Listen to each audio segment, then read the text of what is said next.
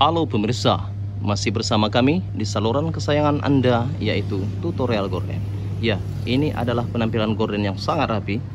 Jadi posisinya seperti ini, sinkron antara motif bagian gorden dan motif bagian gorden yang satunya.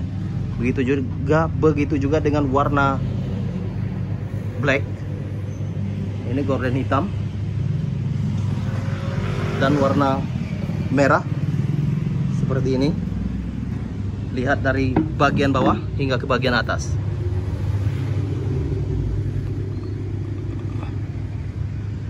Ya, luar biasa rapi ya. Dan bagian atas itu sinkron dengan satu sama lainnya. Lihatlah. Kemudian ini adalah keseluruhan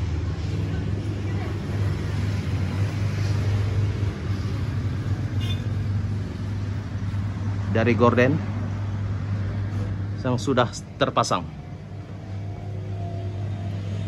yang mana motif garis sinkron dengan bagian atas hingga ke bagian bawah pas untuk motifnya. Oke, terima kasih. Jangan lupa untuk klik tombol subscribe and like video kami. Salam tutorial gorden. Salam tutorial gorden. Bye bye.